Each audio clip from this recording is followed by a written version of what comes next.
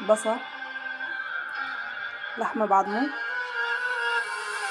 بهارات،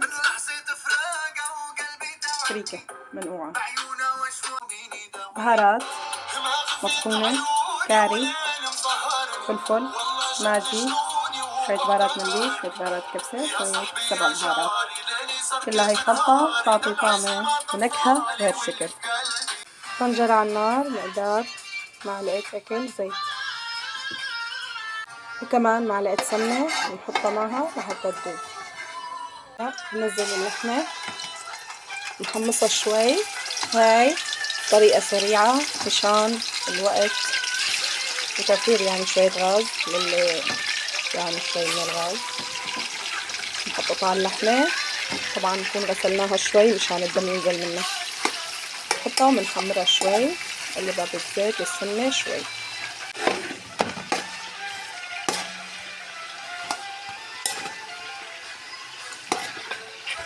نتركها بس نقلبها هاي، نتركها شوي بميتها تستوي.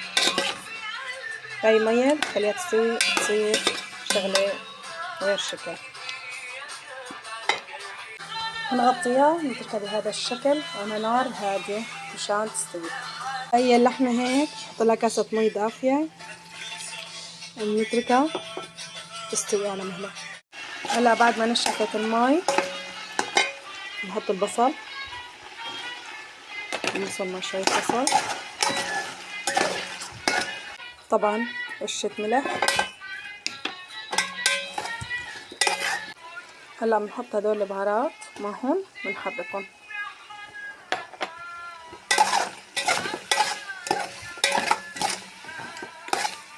ننزل عليهم الفريكة، نحمصها شوي مع السمنة واللحمة والزيت. طبعا معلقة أكل ملح. بعد ما حمصناها شوي بنحط عليهم مي، نغمرهم منيح بالمي.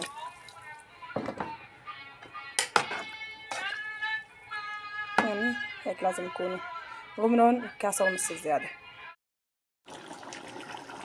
هلا بعد ما هيك نشفت شوي ضلت فيها الكمية القليلة من المي بنخليهم على نار هادية مشان بهاي الميات بقى تستوي الفريكة وتصير طيبة كتير معنا.